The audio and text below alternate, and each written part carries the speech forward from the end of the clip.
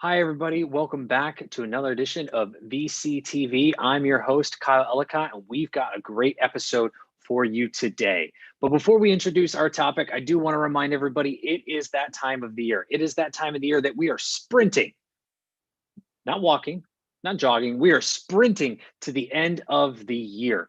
This is the time that as entrepreneurs, we are launching new products, we are getting out to market, we are talking with our customers, and above all, we are fundraising. We are fundraising and preparing for the next year plus ahead as we look to build our companies, bring on new partners, and really help to scale where we're going in our markets. What does that mean for investors? Guess what? Great opportunities, great companies, tons to know, tons to be mindful of as you're looking at some of the best opportunities of the year, as so many people are fundraising. Now, let's introduce our topic, because here on VCTV, because of this time of year, we are doing double episodes every single day, every week. We've got packed information to make sure both sides of the table, entrepreneurs and investors, have what they need from a technology, an industry, and a region perspective. So you can make the best decisions to enter new markets, to fundraise, and to be successful and partner with those that make the most sense for you. And today's topic, we're going to be going deeper than what we spoke about just a few days ago here on VCTV, and that is the Industrial 4.0. We're going down a level. We talked a little bit about manufacturing, supply chains, and logistics earlier in the week. Today, we're going robots, robots, robots, no repeat, all robotics, but we're going down at the industrial level. We're going to look at what's happening and how technology and innovation is being applied at the Industrial 4.0 and what all that entails. But before we get started, a big thank you. Thank you so much, audience, for tuning in today. We appreciate it. If you're an investor and you'd like to be on a show like today or others, we've got a number of topics. Would love to have you on to share your thoughts and insights about what's happening either in technology, industries, or regions around the world. So do reach out to Maria, the LA Token team, and or myself, and we'll find the right spot for you. And entrepreneurs, I mentioned at the beginning, and there's a reason why. This is a sprint to the end of the year. You want to be meeting as many people as possible. You want to be sharing your company, your vision, your message with the world. And here on VCTV, we actually offer you that opportunity. We have a virtual stage for you and your team to get up and actually pitch us as investors, very focused, niche investors, your product, your company, along with our live audience. Reach out to the team and myself, and we'll find the right spot for you as well. With that, I'm your host, Kyle Ellicott. Let's go ahead and get started. But before we do, last thing, it's Rock and Roll Friday here on VCTV. We had a little talk off show and decided to switch it up, have a little bit of fun. We got Gary Fowler in the corner, dueling pianos. We got Lewis rocking the Black Sabbath and me with the Pink Floyd. We are rock and rolled out, ladies and gentlemen. Get ready. It's going to be a fun episode here on VCTV. With that, let's go ahead and welcome our guests. You've seen them, you've heard them. They're the greatest. They're brilliant in what they think and what they talk and what they know about. So let's go ahead and introduce each and every one of them. Lewis, welcome back to the show. Little intro, little background. Kyle, always great to be here. As you said, Rock and Roll Friday. We're making it happen. We're making it happen. Gary got the piano. Gary, you got to go on that piano, start hitting the keys. But to give you guys just a little background, if you haven't been watching the show, you should be tuning into VCTV because there's a lot more than you think that's here. It's informative, it's educational, it's here for you so you can learn and kind of grab some things and help that. Put that in your toolbox to help you along the way. Okay. I've been involved in finance for over 25 years. I'm a managing partner at FGA Partners. I'm also the CEO of Megahoot, an American software and technology company. We have a lot of cool things going on in AI and everything else.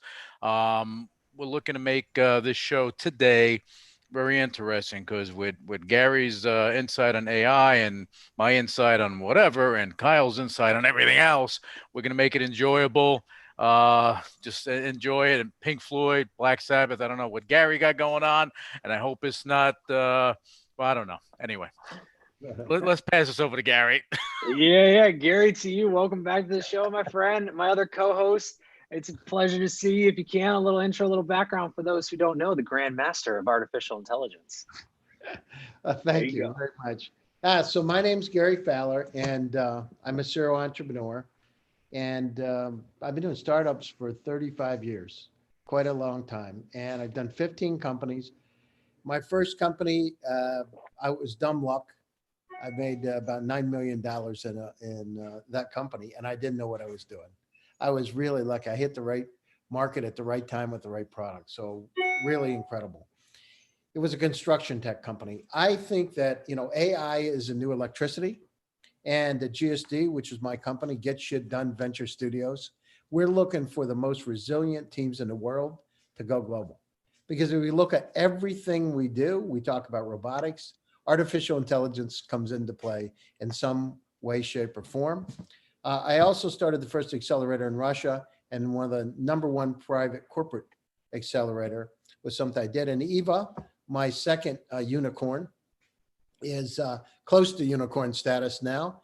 It's an AI company that does remote workforce management. And I'm excited. It's great to be here. I'm an investor. I'm a serial entrepreneur. And I love talking to my friends, Lewis and Kyle. It's great to be here.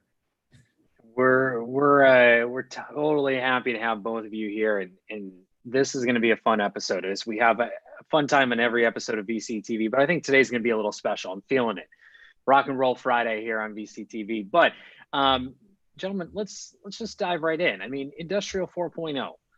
We've talked about this in the past. It continues to come up. In the past, it did not. This was not really an area most people wanted to talk about. It's not an area that they wanted to invest. It was an area that was very unattractive for most, even from a development standpoint, right? It was very established, very just, it works. Let's not try to fix it. And then about 20 years ago or so, we started to see governments and local regions around the world start to put a little bit more emphasis on this and start to really apply incentives to advance these industries. And then corporations started getting into it and putting new technology, innovations, and advancements into it as well. And now all of a sudden, here we are, Industrial 4.0, the next wave of where things are going in terms of our technology and our innovation. It's finally here. And so to each of you, I'd love to hear your views on the current state of Industrial 4.0 as we enter this fourth and potentially merging with a fifth wave of technology and innovation as things are condensing and happening so fast. So Lewis, let's start with you, and then Gary will come over to you. But what do you see as the current state of Industrial 4.0? It's interesting, very interesting. As we spoke about it on another show, basically in the world of manufacturing, robotics is gonna play a key role because they want to get rid of the menial labor. They want to get rid of those little, those things that you have to do a million times. Ford created the assembly line a long time ago and basically set the stage for technology in manufacturing. Now it's more prevalent. Now it's more important. And utilizing artificial intelligence, augmented reality, you're going to have a combination of not only the manufacturing facility being, robotic, not totally robotic, but robotic enough. You're going to have skilled labor there that'll sit there, and you're going to have people learning and getting higher paying jobs, having a skill set they can take from company to company. And then augmented reality for learning. You can teach someone how to put something together virtually. And that is going to save time, money, and it's going to allow people to actually perfect what they do. And Gary is the AI expert, so I'm going to pass it over to him so he can chime in. Yeah, sure. Just look at what's happened in the manufacturing. So robotics and industry 4.0 has decreased the cost of maintenance across the board for companies that have implemented by about 30%. So, but the challenge is manufacturing is like the nuts and bolts business. They're laggards behind the fintech, financial markets, the healthcare markets. I mean, robotics is further ahead there. And where do we need it the most? So, but think about the possibilities when you look at defects, being able to scan for defects. The challenge is we need to develop standards so robots are able to talk to each other. We need open standards. In 2020, it's supposed to be the year of the open standards. And I believe, because of this digital transformation, and we've been thrown into an environment where We don't want people to work as close together. It's kind of forced some things in manufacturing that were going to take a little longer to happen faster. And I am really excited about it, actually. And of course, artificial intelligence, having systems that think, they used unsupervised AI.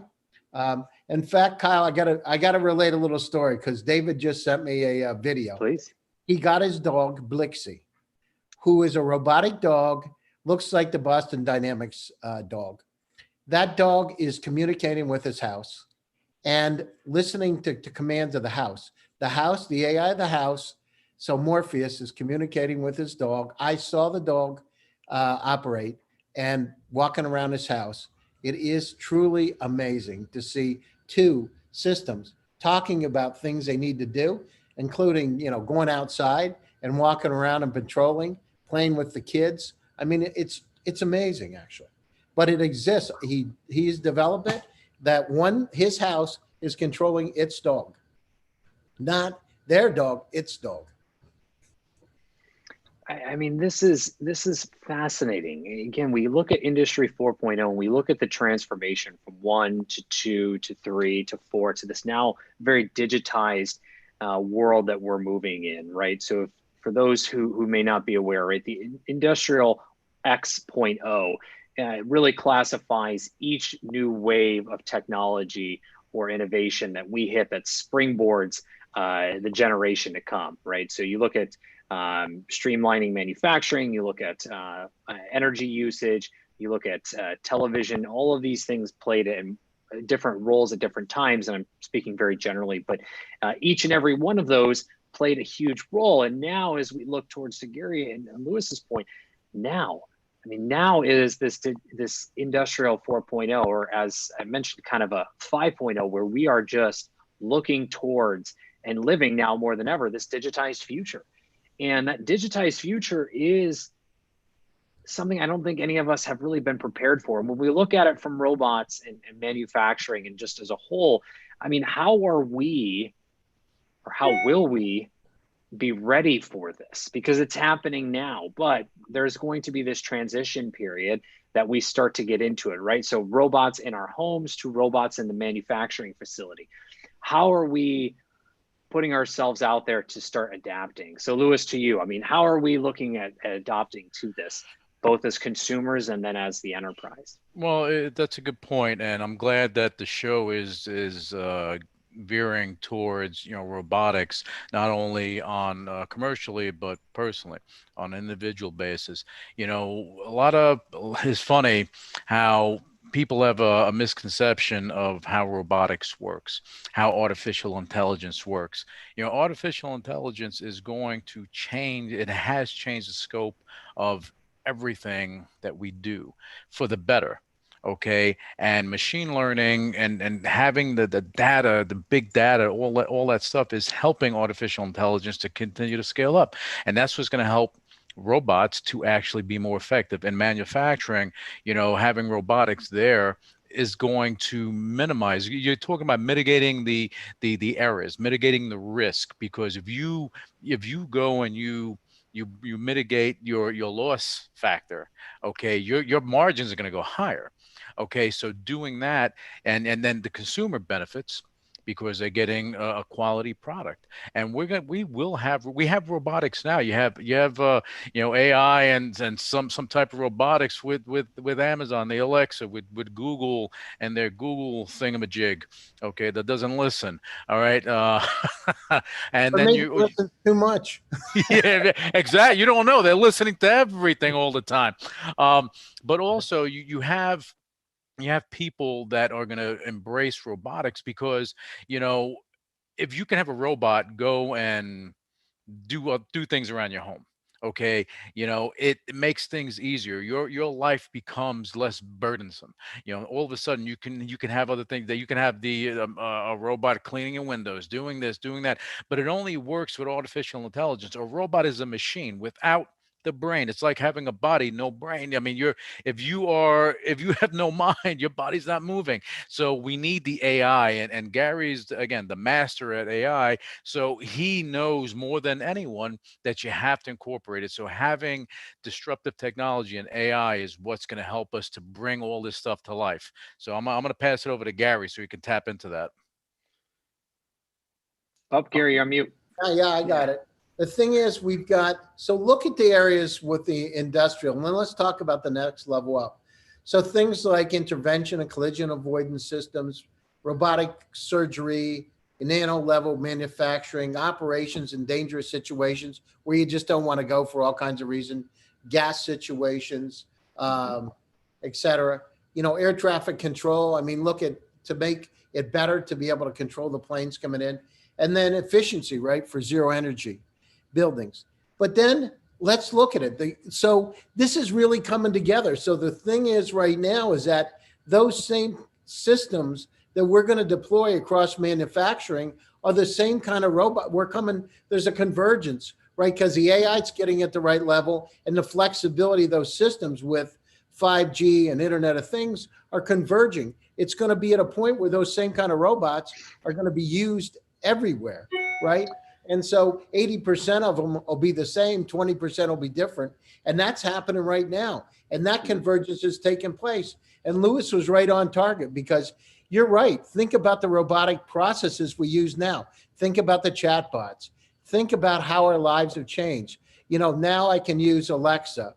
I have Ring. I got all kinds of ways that I've already started to control things. Now it's going to go to unsupervised AI, like I told you about my friend David Yang's house, where you have unsupervised AI that starts to think on its own and starts to talk to other robots. That's where it starts getting really interesting. And cobots, being able to work on manufacturing alongside a robot, being able to do surgery alongside a robot. Right? That's where it's coming to that point. I mean, it's happening today. Well, and we get into the world. So to your point of the Internet of Things and a little bit of my background, I mean, you actually start to begin to see the power of the Internet of Things, right? We start to get into that sensor deployment where everything and anything has a sensor, and everything and anything collects and or generates data that then shares that respectfully, hopefully, with where it needs to create these smarts, to create these intelligent applications, right? Whether that's the smart factory, that's the smart home, or that's the smart building. In either case, these sensors are now out there. And Gary, you also brought this up, connectivity. So one of the things that we have seen in Industrial 4.0 being talked about and now starting to be realized is the power and amplification of connectivity, right? Where we went from these smaller areas of 3G, 4G, and internal Wi-Fi to now really opening up that spectrum. So there's connectivity almost anywhere.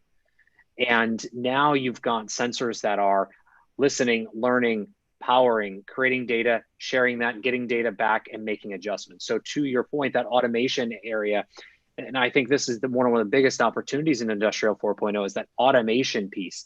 Everything works in a simple circle and then continues to work, optimize, and become more efficient as well. So couldn't agree more with you. I mean, those sensors, you actually start to see the power of those as they come now. Kyle, yesterday I had the pleasure, I've got my show, GSD Presents, and I actually have the general manager for Internet of Things for Intel is going to appear in the show. And yesterday directly, he is the guy that runs it, 21 years at Intel. Right, the big kahuna of IoT for Intel. And we had some conversations. I got to tell you, it was fascinating to hear about, smart cities and how, the connections together, being able to control everything, being able to monitor everything, being able to do a lot of the things in Industry 4.0. And it was it's a whole new world. It's unbelievable where this convergence, as I said, of AI and robotics is coming together. So Samir Sharma is his name. And if you want, I'll send over an invitation. I'll have my chief of staff send it over for people that want to see it. It's just, I'm curious myself. It's very interesting to see what's the next level, right? So we talk about this convergence, but what's the convergence actually look like? Mhm.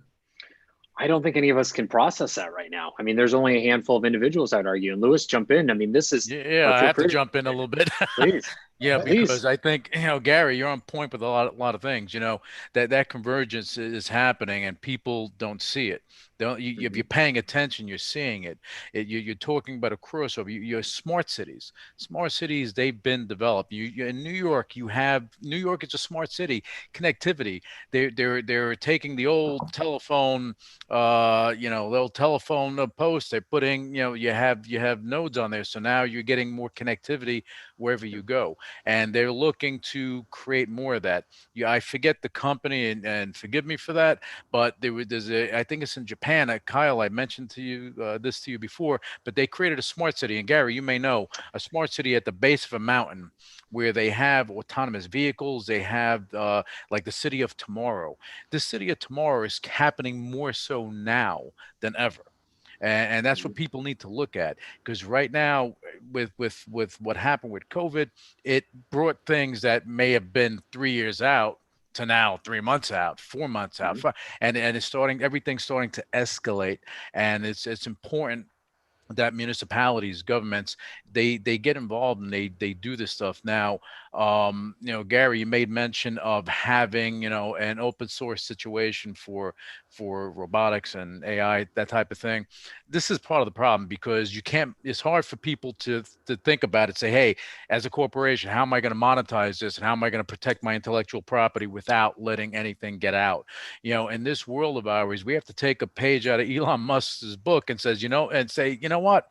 Here goes a technology. It's for the world. It's not for us to go and grab onto. We may create it. It's like saying, hey, Thomas Edison, you create the light bulb. Hey, no one else can do it. You can't give it to anyone. No one else can make it happen. If that was the case, we'd be in the dark. We'd have no internet. We would have nothing right now. Mhm. We wouldn't even know each other.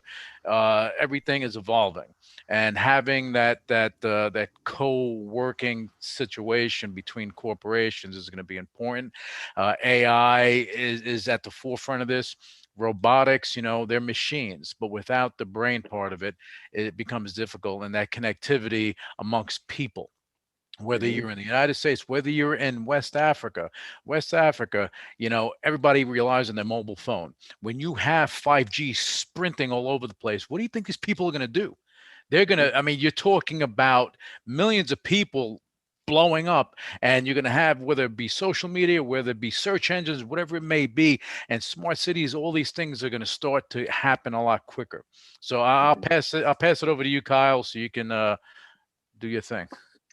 No, I think you guys are both right. I mean, look, there's so much. This is not, um, to say this in the most respectful way. This is, and it's easier to look back now, right? This is as big in some cases as, seeing like steam power or coal power long, long ago, right? And they are, I believe, one or two uh, point oh of the industrial revolution. But now, fast forward, I mean, what we are about to head into, and again, to Gary's point, we are in it, but let's look forward.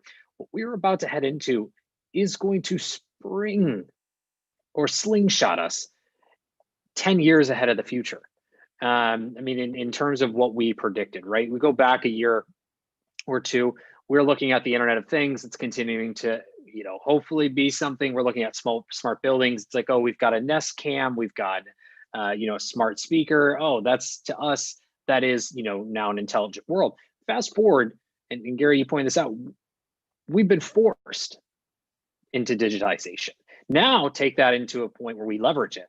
And we look at what the industrial 4.0, and I actually pulled it up here, the joys of being a host. We've got these extra computers here, but I'm looking at it. You got mobile devices, IoT, location detection, uh, machine learning, facial recognition, 3D printing, smart sensors, big data, which we'll just summarize everything in, augmented reality, wearables, digital visualization, on-demand compute power. These things now, making those work, making those a part of our lives. I mean, this is a whole different direction that we are all thinking about taking. This powers everything differently. This makes us think differently, both as investors, but then also as entrepreneurs. I mean, the type of products that we're going to build, how we're going to interact as consumers, it's all changing. and changing dramatically. So to both of you, where are the opportunities? Where should people be really looking at specifically placing their bets or building in these industries? Because to me, it's endless. But where's the one or two lanes that you're going to tell you think people should really be focused on and pick their bets on? Lewis, we'll go with you, and then Gary will come over to you. So I was going to give Gary the ball, but I'll do it.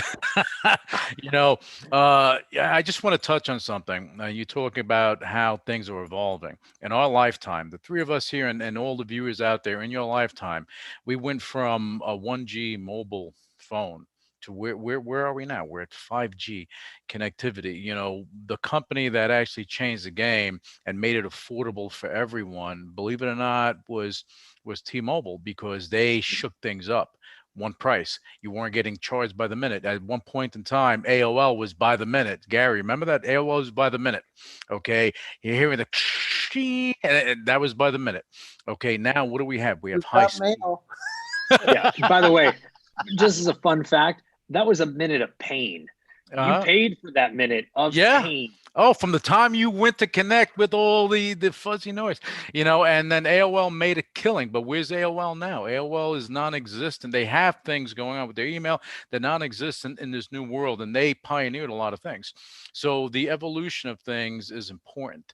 And with smart cities on the move, you got to look at companies that are coming out with smart technology. Look at companies that are involved in disruptive AI, and advanced AI, okay, and the incorporation of blockchain, is important, because you're talking about the security aspect of things. If you can go and connect all this stuff, you're going to have something great. It's not just about having, one-dimensional platforms that really are not scalable, or they can't do or evolve into something greater. You need these platforms that can evolve to something greater. Okay. And with robotics, you have a lot of companies out there that are creating this stuff. Okay. But as far as the focus from where I stand, the machines are one thing. You'll have machines that do all types of stuff. You have mechanical engineers that create this stuff. That is great. But without the brain, it's not going to work the way you want it to work. And that's why AI, augmented reality, Gary pointed this out, as far as in the different industries, medical industry, education. I mentioned that yesterday. A lot of other industries where you have all the robotics, AI, and even augmented reality, all this stuff working together for the future. And the connectivity in smart cities is going to be ridiculous. From your lights to everything is here now. But once things are connected, what's going to happen? You're going to have one home connected to another home, so on and so forth. In cities, you're going to have the grid. Everything's going to be connected. It's going to be crazy. It's going to be fun to see. It's going to be crazy. And I don't think we're going to live to see everything be where it needs to be. But hopefully we'll be around. Gary, to you, I mean, same question. Where are those opportunities? Where in AI should people be focusing on in something specific? Where should people be looking? So, as you said, it's very pervasive. So if it's healthcare, so nanobots. I mean, it's happening today. This isn't something this is like a tsunami coming in. And the thing is, we need to understand it's happening, and we need to be prepared. And so it does happen incrementally, but as that wave starts to hit, you want to be able to ride the wave. So where are the opportunities? So across the board. So in terms of manufacturing, I just said earlier that manufacturing is way behind the times. I mean, think about it. And you're right, Kyle, because of digitization and digital transformation, people more acceptive of it than they were before. So collaborative robots, if we look at the Internet of Things tied in, 5G, as I said, I mean, think about it. This all has to be tied together with 5G. I just talked to one of my friends. It's a 5G investor, and he bought a portfolio of 5G shares a year ago, and it's up 100%. It's up 100. You know what I mean? Across the board. So this is like, keep it simple, stupid. So, T-Mobile, Verizon. I mean, it's like Apple's coming out with a 5G phone next week or something. Well, maybe not the best in the beginning, but it'll be great over time. This is where it's going to be. And people think about it. Think about the technologies, right? So your house, the connections with 5G and sensors within your house. even inside of your house, not even needed in Comcast in its present form, because you've got a 5G card plugged into a little box and you get everything from anywhere. So, and your TV could be a controller for everything. It's amazing. So in terms of investment, it grows literally across the board. So AI, robotics. So I said medicine, I said financial, I said manufacturing, automotive industry. We've got tractors, robotic tractors. I just worked with a company in Russia that actually has tractors that are now tested out in the field, running on their own, way, way more efficient than just a John Deere or International Harvester tractor, running in a field, going up and down with some new technologies, not LiDAR, but autonomously taking care of doing the agriculture. Now imagine that. And so think about how much more efficient we can be with those kind of systems in place. So let's extrapolate. If we look today where we need to go, we know that AI is going to be a significant part of it. If I was an investor, I would look at companies that are looking at semi-supervised and unsupervised artificial intelligence. Then I would look at compassion, because these when these convergence takes place, the things that make them more emotion, like the article I wrote in Forbes a few weeks ago, Motion AI, it's going to need to be incorporated into those systems to make, if we want to have an assistant, which is going to happen, we want a compassionate assistant, right? So so the chatbots we have now are starting to help us. The robots are out there, the Internet of Things, it's all converging into one. The companies that focus on that convergence are going to make a bloody fortune around the world. And you're right, Louis, this is a small world. It's not like it used to be. I mean, in this morning, I've been on Dubai, last night, Japan. I mean, it's unbelievable. I mean, Australia. So we have changed everything. And now those systems are going to be, as you said, we need to communicate better. One robot's going to need to talk to another one. We're going to have to train them to be smarter. I mean, the intelligence of a robot today is about the brain of a fly. Our brain processes 60,000 complex transactions per day. We need to duplicate that. The challenge is we need to make sure based on Moore's law, 18 months later, we don't want it to be twice as smart. We want it to be smart, but we want to make sure that we're there. So it's a fascinating time. This convergence, look for the convergence. Look for vertical markets that need to be much more efficient than they are today, and then have some type of hazard about them where we can have systems that are a lot stronger than a lot smarter help us. Absolutely. Couldn't agree more. Louis, anything else to add on that? Yeah, Gary, you made mention of the emotion, the compassion. It's interesting because if you call somebody a robot, they're they have no emotion. So having that part of it, incorporating that compassion into AI is very interesting. And I always say this, and Kyle, I told you this a few times already. I'm a movie guy, so I always, if you can create, I'm a creative person, so if you can create it in a movie, this is something that can happen in reality, like sending someone to the moon or doing this, doing that. So, I mean, smart cities, they were in movies, what, 15, 20 years ago. And look at what's happening now. Okay, the compassionate robot. There was a movie called, what was it, AI, where they were trying to create compassion within a little robotic child. Okay, this stuff will come to pass. You have very smart people out there that are working on it. And the convergence is important, but also the cooperation. Okay, cooperating between companies, because this technology, you may have a missing part that can turn everything up, but you're not getting it because someone's holding on to it for dear life because they're trying to monetize it. And look, we live in a capitalist world. It's about making things happen. So, but I do urge companies out there that have this technology, as far as it relates to the future, share it.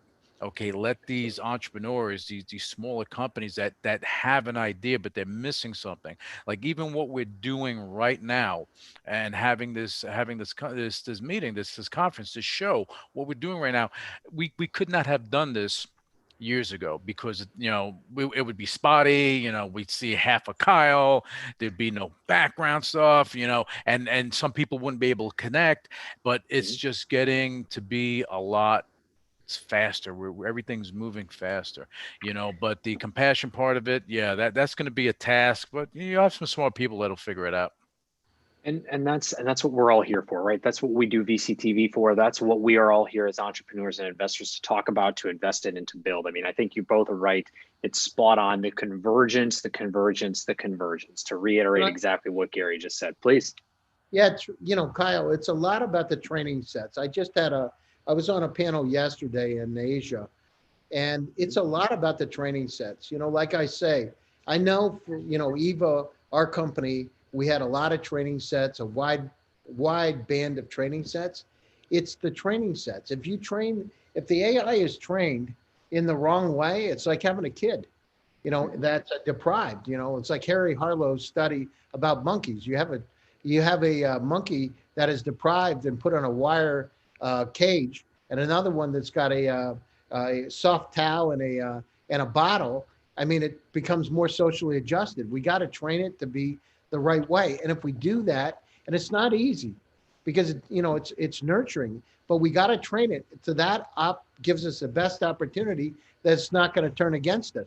But if we make it pragmatic and business-like, it could have problems because listen, we're carbon and we take up a lot of things and we create a lot of problems, right? Wars. I mean, we pollute things. I mean, if you were us and just looking at us, you would say, well, why do we need them? Because nothing good's happening, right? There's 8.8 billion that are ruining the planet, and we got fires and everything else and wars. So you got to just make sure, we got to be a bit kinder. We have so much to do. Think about space, robotics in space. Your friend, Christopher Altman, we had some conversations about robotics in space. I mean, we got 6 billion Earth-like planets within the Milky Way galaxy and 100 billion galaxies to explore. I mean, we've got to have some kind of robotic systems that can go out there like we have now with these probes that can help us explore and understand what's happening. Venus, they just detected some life, right? Some potential life on Venus, 2 days ago? Actually, he wrote me, Christopher. And I think that, we're just in the beginning of an incredible journey. And so these systems are going to help us do things we've never even realized, even thought about before. But they're coming true now. Go ahead, Lewis. Sorry. Oh no, I was just going to tag on to Gary, and you're right. Having robotics, having these things in our hands to go and explore new worlds and go where danger is there, and you can send these machines in there to learn more, and it's only going to help us because as humans we're flawed. We are flawed to the core. And you made mention of the monkeys. Just like anyone, you take a child, you take a dog, you take anything, and you give it a different circumstance, they will react differently. You put someone in a cage, like a person. You put a person in a cage, they're going to react differently. You put a person, they're coddled and everything, they're going to act differently. They may not be able to survive in outside of their home, but you put somebody in a situation where they have to survive, they'll always survive. So I think that we need to look a little deeper into how this is going to work. My concern is that governments are going to get involved and screw everything up, like they always do, because everybody wants to control it. It shouldn't be something that's controlled. It should be something that is not that forget about centralized or decentralized, just something that's there that everyone can just take a piece of and make happen so that we can have a better tomorrow, better than we have today. Absolutely, guys. This is absolutely wonderful, and thank you both for the time today. And I want to get to closing thoughts here as we come to wrap. And on Rock and Roll VCTV Fridays here today, there's a ton more to talk about. There's a ton happening in the industry today. It's a busy day. So I want to come to each of you on your closing thoughts of where should people really be excited about Industrial 4.0, right? What other advice do you have to give them?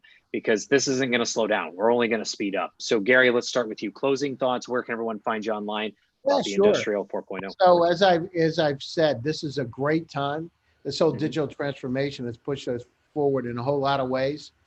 I think that the companies that are out there, startups that are out there that have AI, focus on areas where you can really have a big impact. Do your customer discovery and test it to make sure it's something that people want. In terms of robotics, I mean, it's the same as AI, right? This is the beginning of the 20th century, and this is electricity. And so the opportunities are open. It won't be like this forever. So look at where those opportunities are and look where the convergence is. You can reach me, Gary Fowler, at LinkedIn or Gary@gsdvs.com. I'd love to hear from you, and good luck. Stay safe. Wonderful. Louis, to you. Yeah, Gary's on point. All I can say is that the opportunity is here now. Okay. And I'm going to echo what Gary said. It's not going to be here forever. If you have an idea, be fearless as an entrepreneur, be fearless, go out there, try to make it happen, bring it to the right people. And I'm going to say this every show. If you're looking for an investor, make sure you have an investor that's going to get their hands dirty, that's going to work with you as a partner, not as someone that's just shelling out a couple of shekels to you and saying, hey kid, go make me a dime. No, you need people that are going to come together, that are going to help you. You see it, and an example is Snowflake. You have the investors that came in with big money initially, well, when they did it, and they helped them to build it. And what happened? We had the biggest software IPO of all time just the other day. Okay, the company went from 3 billion to 70 billion, 60 billion, whatever it is, whatever the valuation is. Point is, don't be afraid to take a chance. Don't be afraid to experiment. Don't be afraid to help change the world in the way that you can. The littlest things make the world of difference. Look at Facebook, how it changed how we do things in a daily. You can find me. You can go to fjapartners.com. You can go to megahood.com. You can find out more about me. And yeah, and as Gary said, I'm always willing to speak to anyone that may need a little guidance. Absolutely. And when you do reach out to our great friends and investors here, along with any other investors that are on VCTV, make sure you add context. Make sure you add context as to where you met them, VCTV, and or what you heard them speak about as well, to give that context, give that relevancy, to really spark the relationship and not just the ask. It's very, very important. It's a lesson we continue to talk about and we'll continue to emphasize here on VCTV. Gentlemen, thank you so much for spending your Friday morning with us here on VCTV. Rock and Roll Edition. I want to interrupt you 1 second. You said Rock and Roll Edition. We're having fun. I want to introduce a little baby here. Gary, smile, buddy. Hey. Okay. Great. Oh yeah, Rock and Roll Friday. We're gonna have this every Friday. Gary, you gotta throw one on, brother. You got to do it. Okay. All right. Sounds good. I have my KISS shirt. I'll put my KISS shirt from a long time. I still have it. There you go. Hey, that works. That works. That's iconic. That's perfect. And Gene Simmons getting into crypto, as we talked about yesterday on our FinTech and Blockchain edition. Gary, that's a perfect outfit. I love it. Guys, thank you both so much. I want to wrap it up here as it's Friday. Let's go and enjoy our days and let the audience do the same.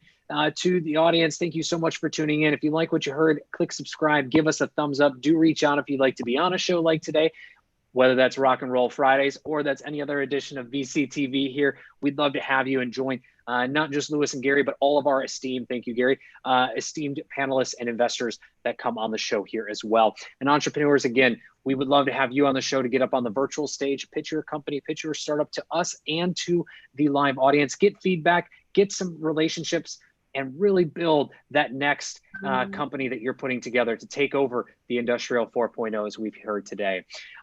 Also, a big thank you to Maria and to the entire LA Token team for making VCTV possible. I'm your host, Kyle Ellicott. You can find me on all social media at Kyle Ellicott. And we'll be back here next week for more double-packed episodes every single day of VCTV. With that, everyone have a great day, great weekend. Gentlemen, rock and roll, and we will see you all.